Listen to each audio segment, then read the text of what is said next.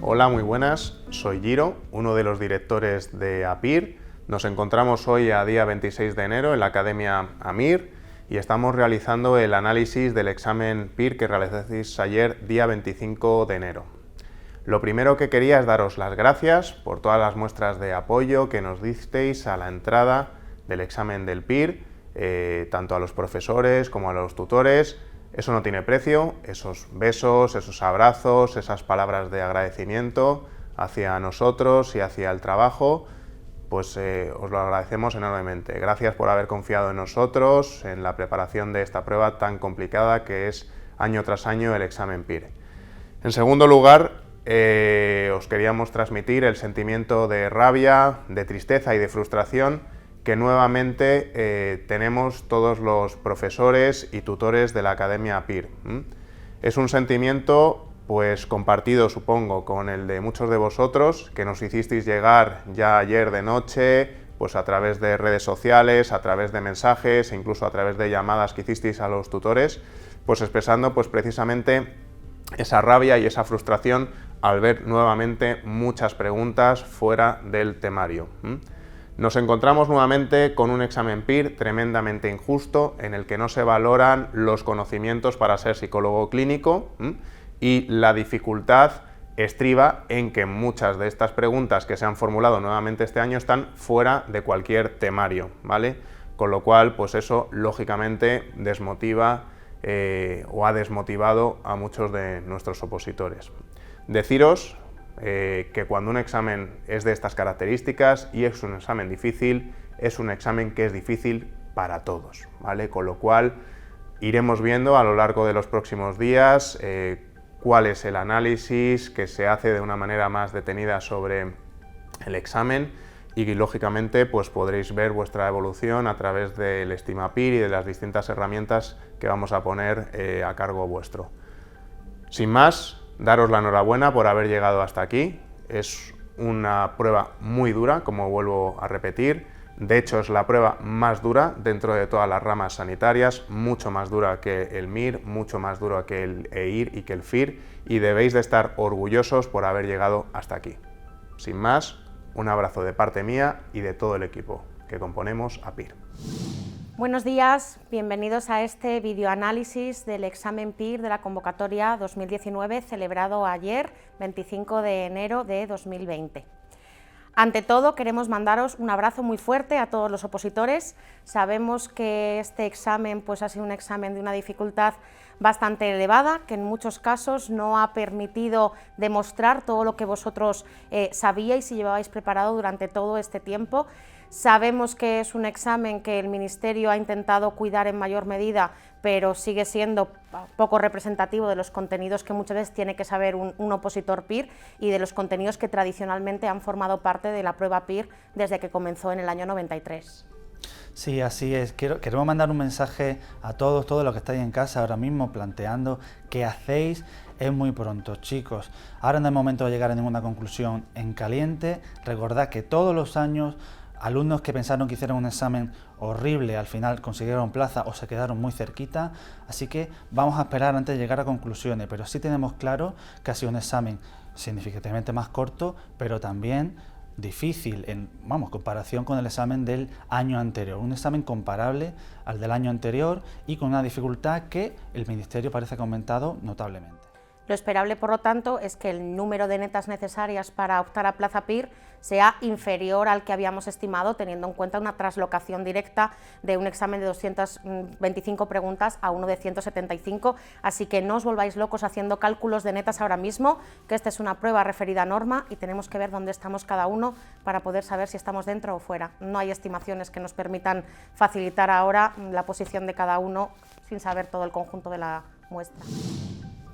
Si os parece, vamos a analizar el número de preguntas por área en la siguiente diapositiva. Como veis, tanto tratamientos como psicología clínica se consolidan como las dos áreas más preguntadas, este año con la casualidad de que hay el mismo número de preguntas, 37 para tratamientos y 37 para psicología clínica, seguida también por un incremento en la asignatura de psicoterapias.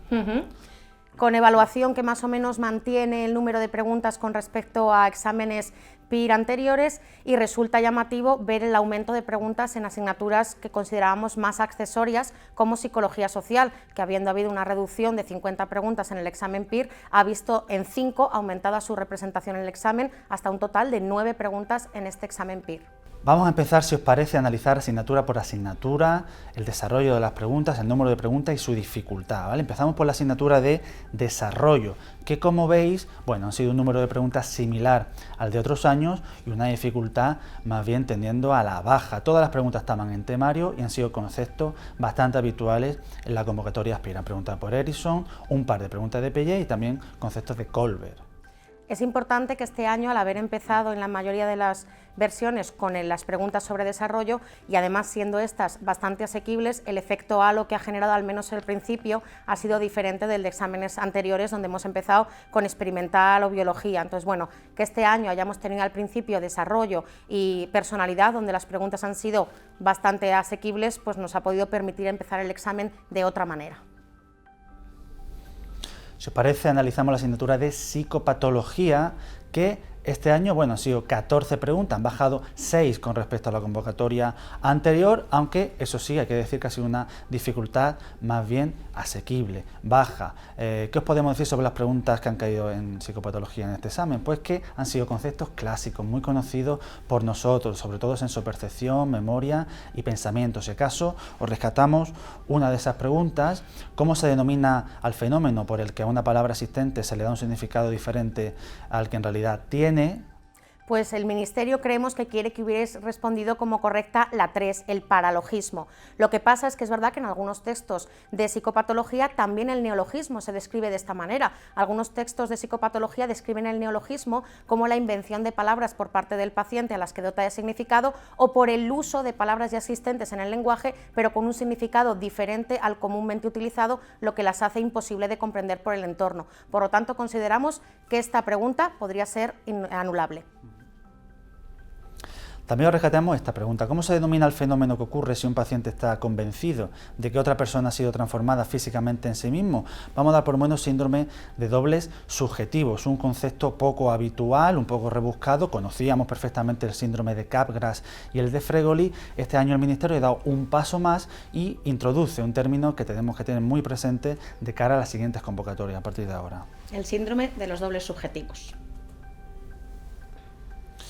Vamos con psicología social, que, atención chicos, chicas, sorprendente. Este año han caído hasta 9 preguntas de social, una asignatura que algunos pensábamos que podría incluso desaparecer o tener muy poca representatividad en el examen PIR. Bueno, pues hasta 9 preguntas, 5 más que en el año anterior. Eso sí, la dificultad ha sido media, sobre todo porque han sido bastantes preguntas, algo superior a las convocatorias anteriores, pero no tenemos preguntas repetidas. Quizá las más llamativas han podido ser esta pregunta sobre la teoría de la categorización del yo, en el que nos pregunta por la saliencia de una categoría social en una situación concreta, haciendo referencia a conceptos relacionados con los heurísticos de accesibilidad y ajuste aplicados a la categorización del yo a nivel social. Bueno, esta que os rescatamos también, que ha sido motivo de bastante risa, ¿no?, en redes sociales, nos lo habéis pasado por varias redes. Bueno, alerta alimentaria de Andalucía del pasado verano, pues ha aparecido en el examen PIR de este año, simplemente para recordarnos el concepto de heurístico de disponibilidad, ¿ok? El hecho de que el conocimiento de que estaba pasando algo con esa marca de comida, con esa empresa en concreto, ha hecho que la gente dejara de consumir ese tipo de carne, no solo en Andalucía, sino en toda España. Sí, desde el modelo de Kahneman y Tversky se explica que el heurístico en base al cual hemos realizado esta conducta a nivel social ha sido el de disponibilidad. Asociar carne mechada con carne contaminada, esa información muy disponible en la cabeza, y se produce una bajada significativa de las ventas. Vamos con la asignatura de salud. Ya sabéis que han caído muy poquitas preguntas de salud, más o menos comparable a las desconvocatorias anteriores, con una dificultad más bien baja. Han caído preguntas repetidas, como la de acción razonada de nuevo, y otra vez han vuelto a preguntar por los niveles de prevención. Eso sí, queremos comentar una preguntita, una novedad sobre el modelo de Parsons. Sí, Parson fue uno de los primeros autores que habló del rol de enfermo, y para Parson es importante señalar que así como la persona, el paciente, no es responsable de su enfermedad, sí tiene que ser responsable de la búsqueda de solución y de la implicación en el tratamiento. Por lo tanto, es requisito para que identifiquemos a alguien con el rol de enfermo el hecho de que se implique en la recuperación de su salud, haga ese trabajo por curarse. Bueno, en cuanto a psicología básica, chicos, esta asignatura tan extensa, de la que caen tan poquitas preguntas, que es muy difícil predecir si van a ser preguntas de las asequibles o preguntas que se saquen no se sabe de dónde. Sabemos que han caído 6, 7, es decir, más o menos el número de preguntas habituales en este área. La dificultad, eso sí, ha sido un poco media-alta, no ha habido preguntas repetidas de otras convocatorias y sí ha salido la teoría de Frijda, que podría ser razonable, bueno, eliminando el resto de opciones de respuesta, y el test de redes atencionales. Bueno, con respecto al modelo, a la teoría de Frijda, la verdad es que simplemente leyendo las opciones de respuesta podríamos responder porque eran suficientemente definitorias los nombres de las leyes como para poder ubicar.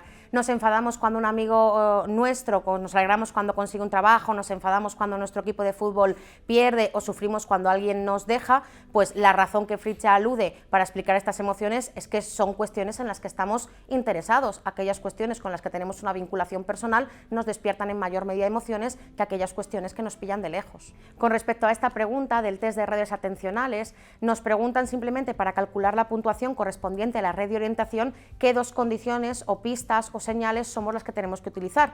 Pues en este caso la opción de respuesta correcta es la opción 1. Tenemos que utilizar la señal central y la señal periférica o parcial.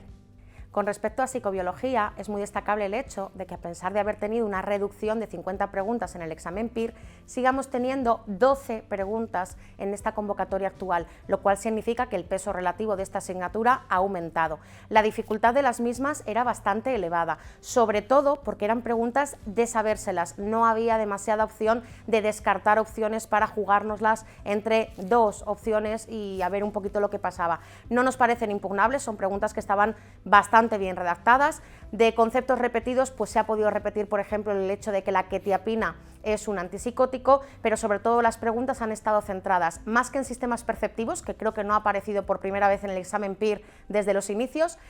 Han preguntado por procesos cognitivos superiores, por cuestiones relacionadas el funcionamiento de la sinapsis y cuestiones también relacionadas con las preguntas que vamos a valorar a continuación. Sí, rescatamos algunas de las preguntas que me consta que han sido de gran dificultad en esta convocatoria, en la asignatura de psicobiología. La pregunta 18 hace referencia a los hechos aritméticos en cuanto a la recuperación del material relacionado con la suma, con la resta, con la multiplicación. Podríamos confundirnos, pero es precisamente la circunvolución angular la que aparece más implicada en la recuperación de datos puramente numéricos como los matemáticos. Sí, de hecho, podríamos haber dudado con la corteza prefrontal, que es verdad que es una estructura cerebral muy relacionada con la recuperación de la memoria, pero el hecho de que específicamente nos pregunte por hechos aritméticos hace que nos decantemos hacia la respuesta 3 como la opción correcta. Recordad cuando abordamos en clase el síndrome de Hertzmann y hablamos de la calculia, la explicamos valorando el hecho de que estos pacientes suelen tener daños a nivel de circunvolución angular. La pregunta 19 hace referencia a la vía eferente de la formación hipocampal. Damos por buena el fornix. Podría confundirnos la opción 4, el campo CA3 o la circunvolución dentada, pero acordaros que estas estructuras son internas a nivel hipocampal, es decir, están relacionadas con la asunción de las aferencias y la emisión de las eferencias, pero el fornix sería esa vía eferente de la formación hipocampal. Y la pregunta número 20 resulta esencial para detectar el disgusto en los otros. Damos por hecho, eso sí lo tenemos más o menos claro, que es la ínsula anterior, la que está relacionada a la hora de la percepción de las emociones.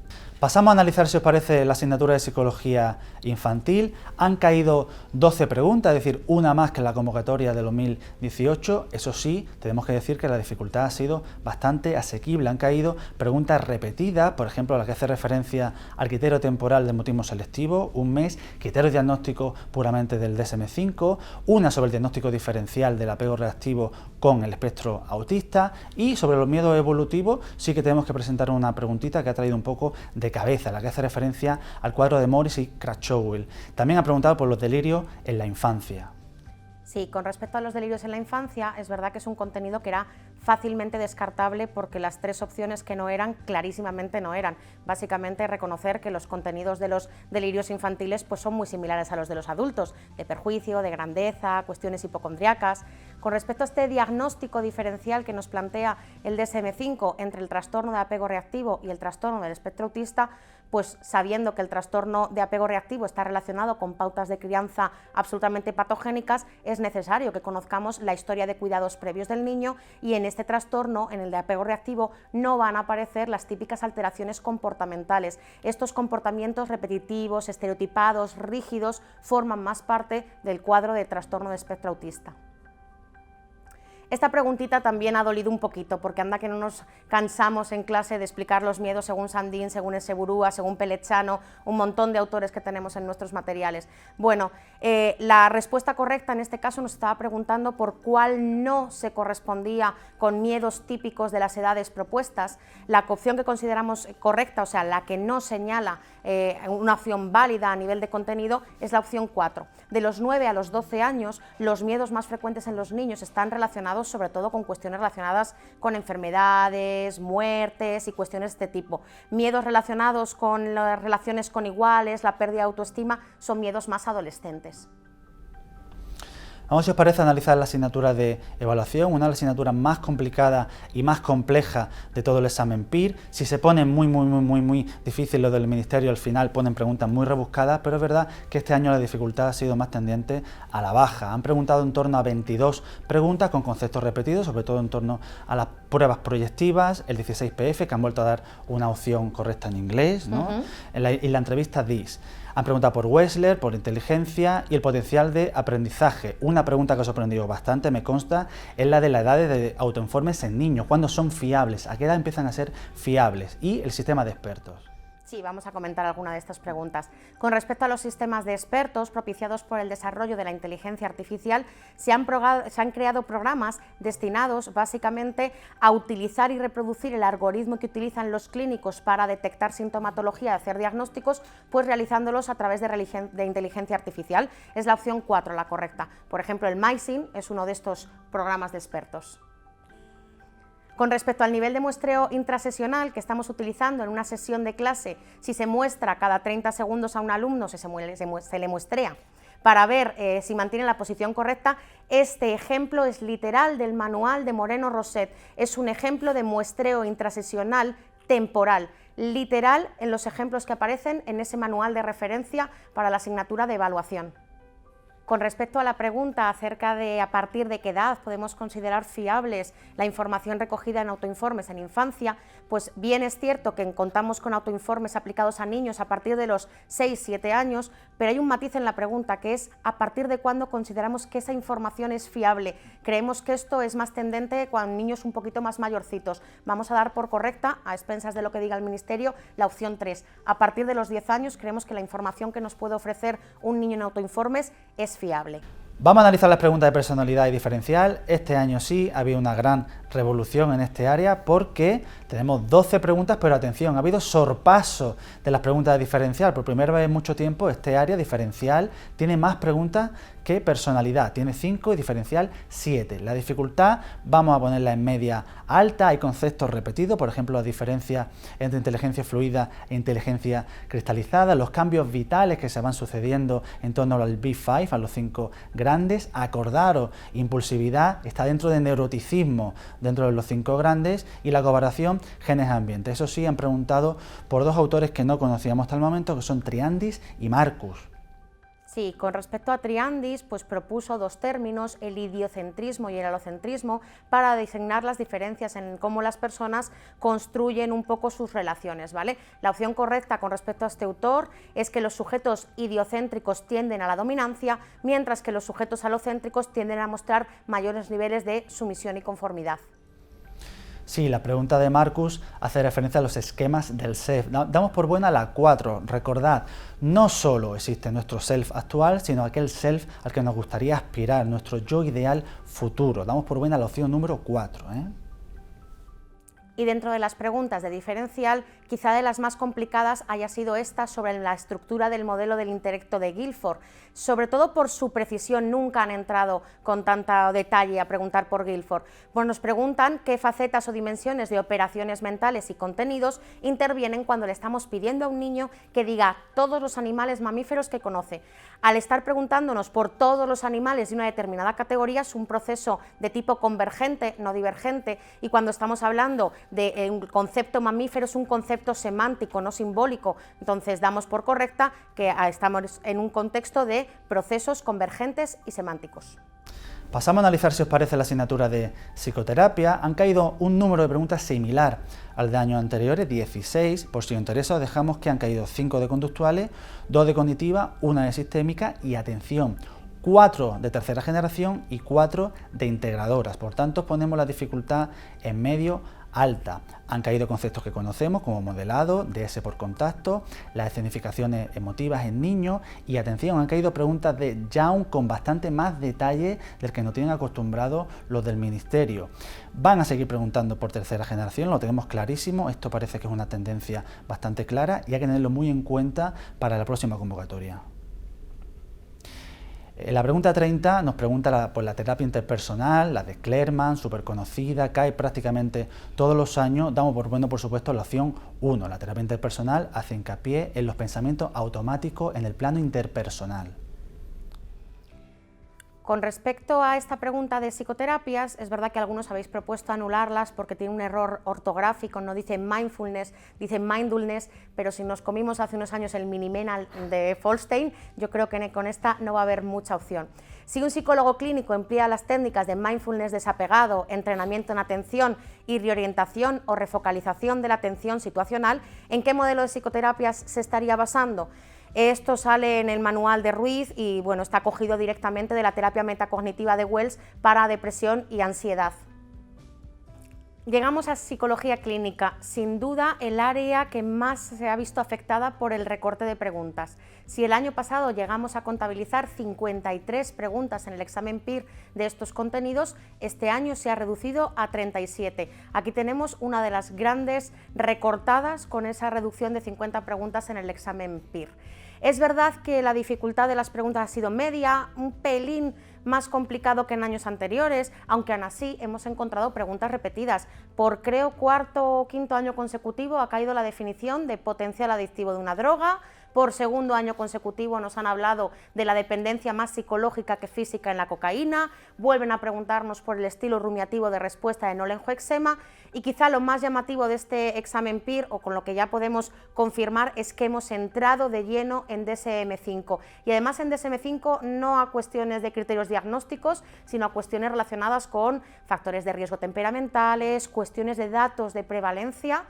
Vamos a revisar algunas de las preguntas más controvertidas. Es así porque, si os dais cuenta, han preguntado en DSM-5 por datos de prevalencias numéricas. Esto es nuevo, hacía mucho tiempo que no preguntaban por prevalencias numéricas en el examen PIR, es decir, una gran novedad que aporta este año, aunque eso sí, lo han preguntado de aquella manera. Fijaos, lo vamos a analizar. La pregunta 134 dice, según el DSM-5, el trastorno límite de personalidad afecta, vamos a dar por bueno el 2%, la opción número 1, pero fijaos, DSM-5 no nos dice esto, DSM-5 apunta a una prevalencia del 1,6 al 5,8. Sabemos que las otras opciones no pueden ser, porque son un 10% los individuos que acuden a centro ambulatorio de salud mental, son un 20% los pacientes psiquiátricos ingresados con este trastorno y no hemos encontrado a día de hoy información referente a la población clínica con trastorno de personalidad en general, comparativa entre ellos.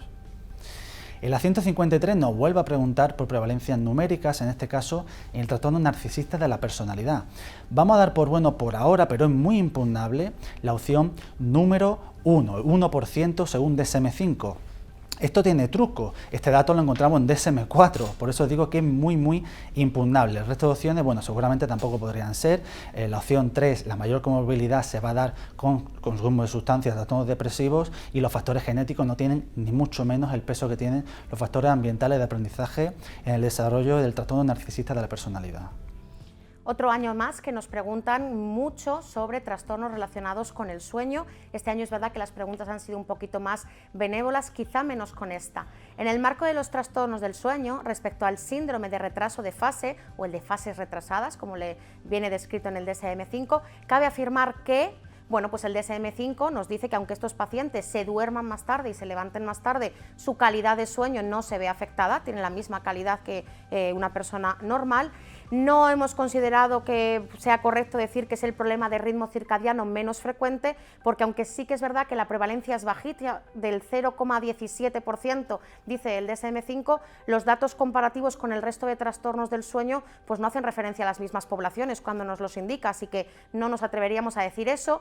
Es más frecuente en adolescentes que en población adulta, opción 3 descartada, y sí que hemos encontrado, pero en este artículo específico de Martínez y Lenz, que la forma familiar llega a suponer el 40% de los casos de síndrome de retraso del sueño. Pues vamos ahora con las preguntas del bloque de tratamientos, el segundo gran bloque de preguntas, ¿no? 37 en esta convocatoria PIR, una reducción significativa de 7 preguntas con respecto a la convocatoria anterior. Bueno, la dificultad hemos considerado media, sobre todo por la existencia de 3 o 4 preguntas un poco raras o novedosas, fuera de temario habitualmente, pero es verdad que, oye, no nos vamos a sesgar en exceso. El resto de preguntas, el resto de las 37 preguntas, eran bastante manejables con los temarios que trabajamos. Incluso preguntas repetidas, de nuevo nos han hablado de la disonancia cognitiva como factor fundamental para generar el efecto de violación de la abstinencia. La técnica de inversión del hábito de Asrin y Nunn vuelve a caer en un examen PIR, bueno, sobre todo indicada, aunque tiene otras posibles indicaciones, pero sobre todo para tics en niños, donde ha demostrado eficacia tanto a corto como a largo plazo. Sí, nos habéis hecho llegar esta pregunta por redes sociales, os ha llamado muchísimo la atención, no teníamos ni idea de la existencia de esta terapia, una terapia que se fundamenta en el sistema online Horizon. Vamos a dar por buena que es una terapia social online moderada indicada para la psicosis, pero es verdad que a día de hoy no la conocíamos y podemos decir de ella que se está utilizando en la actual y que tenemos que estar muy atentos al manual de tratamientos para la psicosis de Fonseca porque pueden caer preguntas de ese manual a partir de ahora, como ya lo ha hecho. También os ha llamado mucho la atención la pregunta 56, el entrenamiento para el uso del Peak Flow Meter, ¿vale? En un programa de automanejo en el asma.